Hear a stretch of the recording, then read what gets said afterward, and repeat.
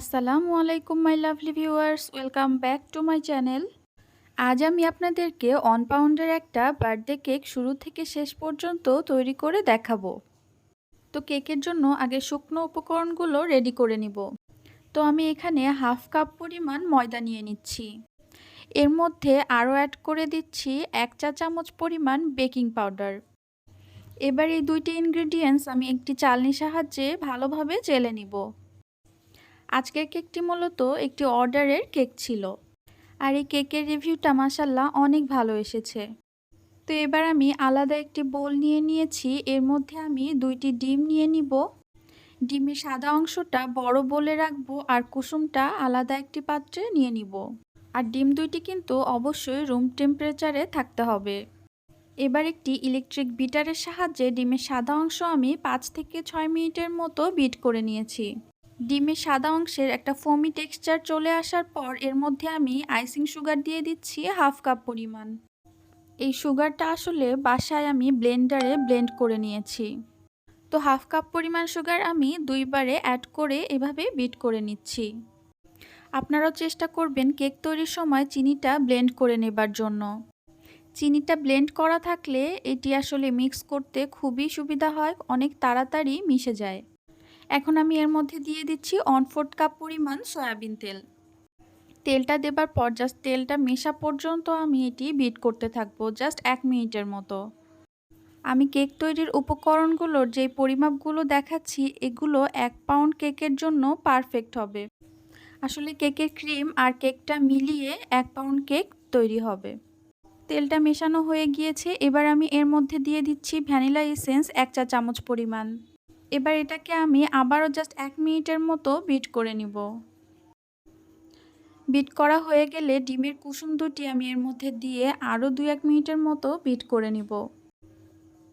কেকটা সফট হওয়ার জন্য কেকের সাদা অংশ আর ডিমের অংশ কিন্তু আলাদা এভাবে বিট করে নিতে হবে। তো আবারও আমি 2 থেকে 3 মিনিটের মতো বিট করে নিয়েছি। এবার আমি এর মধ্যে শুকনো উপকরণগুলো মিশিয়ে নিব। আগে থেকে রেডি করা ময়দা আর বেকিং পাউডারের মিক্সচারটা এর মধ্যে অল্প পরিমাণ দিয়ে এভাবে মিক্স করে নিব। আর শুকনো উপকরণের এই মেশানোর প্রসেসটা খুবই আলতো হাতে করতে হবে যেন ফোমি টেক্সচারটা নষ্ট না হয়ে যায়। আমি শুকনো উপকরণগুলো একবারে না দিয়ে 3 থেকে 4 বারে একটু একটু করে দিয়ে এভাবে খুব আলতো হাতে মিশিয়ে নিয়েছি। আমার ভিডিওটা ভালো লাগলে একটা লাইক দিয়ে আপনার ফ্রেন্ডস ও ফ্যামিলির সাথে শেয়ার করতে পারেন। তো শুকনো ইনগ্রেডিয়েন্টসগুলো মেশানোর এক পর্যায়ে এর মধ্যে আমি দিয়ে দিব 2 টেবিল চামচ পরিমাণ লিকুইড দুধ। এবার এটিকে আবারও আমি আলতো হাতে মিশিয়ে নিচ্ছি। কেক তৈরির এই প্রসেসটা খুবই ধৈর্যের সাথে করতে হবে যেন এই ফোমি টেক্সচারটা নষ্ট না হয়ে যায়। এবার আমি বাকি ময়দার মিক্সচারটা দিয়ে আবারও মিশিয়ে নিচ্ছি। মেশানোটা আমার হয়ে গিয়েছে। এবার আমি একটা বেকিং ট্রেতে এটি ঢেলে নিব। বেকিং ট্রেতে আমি অল্প পরিমাণ তেল মাখিয়ে এতে পার্চমেন্ট পেপার বিছিয়ে নিয়েছি। আপনারা চাইলে এখানে সাধারণ কাগজও ব্যবহার করতে পারেন। এ পর্যায়ে আপনারা চুলায় কেকটি বেক করে নিতে পারেন। চুলায় একটি বড় হাঁড়ি দিয়ে সেটির মধ্যে একটি স্ট্যান্ড দিয়ে তার উপর এই বেকিং ট্রেটা রেখে উপরে ঢাকনা দিয়ে ঢেকে 30 থেকে 40 মিনিটের মতো বেক করে নিতে হবে। আর আমি ওভেনে 140 ডিগ্রি তাপমাত্রায় 30 থেকে 35 মিনিটের মতো কেকটি বেক করে নিব। এবার আমি কেকের ক্রিমটি রেডি করে নিচ্ছি। কেকের ক্রিমের জন্য আমি হুইপড ক্রিম নিয়েছি 1 কাপ পরিমাণ। এই হুইপড ক্রিম আমি 10 থেকে 12 মিনিটের মতো বিট করে নিয়েছি। 10 থেকে 12 মিনিট একটানা বিট না করে কিছুক্ষণ পরপর থেমে থেমে বিট করাটাই বেটার। কেকের ক্রিমটি বিট করা হয়ে গিয়েছে। এবার আমি ভ্যানিলা এসেন্স দিয়ে দিচ্ছি 1 চা চামচ পরিমাণ। আবারও আমি 2-1 মিনিটের মতো বিট করে নিচ্ছি। আপনারা চাইলে এখানে আইসিং সুগার ব্যবহার করতে পারেন, তবে হুইপড ক্রিমে যেই পরিমাণ মিষ্টি থাকে এতে আইসিং সুগার ব্যবহার না করাটাই আমার জন্য বেটার মনে হয়েছে। এর জন্য আমি আইসিং সুগারটা ব্যবহার করি নাই। তো আপনারা দেখতেই পাচ্ছেন আমার কেকের ক্রিমটি একদমই রেডি হয়ে গিয়েছে। আর এদিকে কেকটিও খুব ভালোভাবে বেক করা হয়ে গিয়েছে। আমি এটি ওভেন থেকে নামিয়ে নিয়েছি। এবার কেকের থেকে আমি পার্চমেন্ট পেপারগুলা উঠিয়ে নিচ্ছি।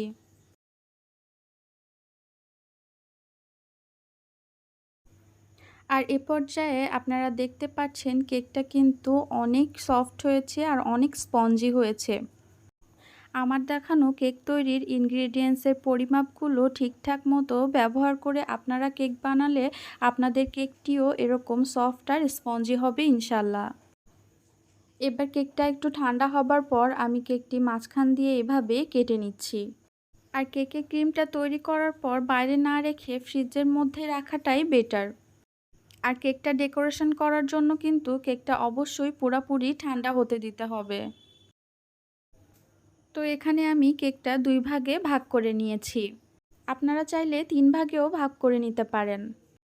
এবার কেকটি পুরোপুরি ঠান্ডা হবার পর এখানে আমি একটা কেকের জন্য বোর্ড নিয়ে নিয়েছি, তার উপরে কেকটি দিয়ে দিয়েছি। এবার আমি কেকের মাঝখানের জন্য এখানে পর্যাপ্ত পরিমাণ ক্রিম দিয়ে এটিকে কভার করে দিব। আর এ পর্যায়ে কেকের ক্রিমটা দেবার আগে কেকের মধ্যে সুগার সিরাপ ব্যবহার করতে হবে। আমি আসলে ফার্স্ট পার্টে সুগার সিরাপটা ব্যবহার করার ভিডিওটা করতে ভুলে গিয়েছিলাম। কেকের ক্রিমটা ছড়ানো হয়ে গেলে আমি সেকেন্ড লেয়ারটা দিয়ে দিচ্ছি। এবার আবারও আমি সুগার সিরাপটা ব্যবহার করছি। আর এই সুগার সিরাপটা বানানো খুবই সহজ। আমি এখানে 1/4 কাপ পানির মধ্যে 2 টেবিল চামচ পরিমাণ চিনি মিশিয়ে নিয়েছি। আর এটিকেই মূলত সুগার সিরাপ বলে। তো সুগার সিরাপ খুব ভালোভাবে চারো সাইডে এভাবে একটা ব্রাশের সাহায্যে দিয়ে দিতে হবে। ভিতরের লেয়ারের জন্য আমি কেকের ক্রিমটা সাদা ইউজ করেছি। আর উপরের লেয়ারের জন্য আমি ব্লু কালার অ্যাড করে দিয়েছি। আপনারা আপনাদের পছন্দ অনুযায়ী কালার অ্যাড করে নেবেন। এবার আমি একটা স্কেলের সাহায্যে কেকের ক্রিমটা এভাবে চারো সাইডে কভার করে নিচ্ছি। আমার কেকের ক্রিমটা কভার করা হয়ে গিয়েছে আর পাশের থেকে আমি এইভাবে স্প্রিঙ্কেলস দিয়ে নিয়েছি। আর কেকের ক্রিমটা রোজ নোজেলের সাহায্যে এভাবে আমি রোজ তৈরি করে নিচ্ছি।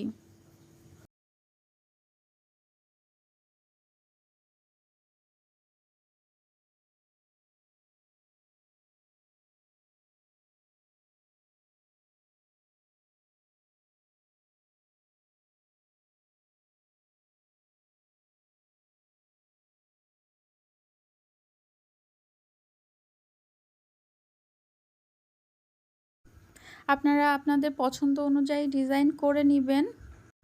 উপরের ফ্লাওয়ার তৈরি করা হয়ে গিয়েছে। এবার আমি নিচের থেকে এভাবে ছোট স্টার নোজেলের সাহায্যে এভাবে ঘুরিয়ে ঘুরিয়ে ফুল তৈরি করে নিচ্ছি। নিচের পাশটা হয়ে গেলে এবার আমি এর উপরে হ্যাপি বার্থডেটা লিখে দিচ্ছি।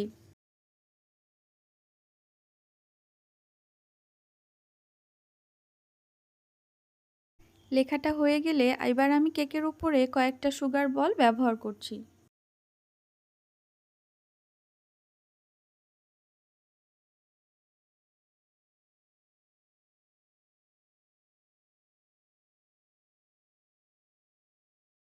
আর ডেকোরেশনের জন্য আমি এখানে 2টি বাটারফ্লাইও ব্যবহার করেছি। তো আমার কেকটা পুরোপুরি ডেকোরেশন করা হয়ে গিয়েছে। আমার আজকের ভিডিওটি এ পর্যন্তই। সবাই সুস্থ থাকবেন, সুন্দর থাকবেন আর অনেক অনেক অনেক বেশি ভালো থাকবেন। আল্লাহ হাফিজ।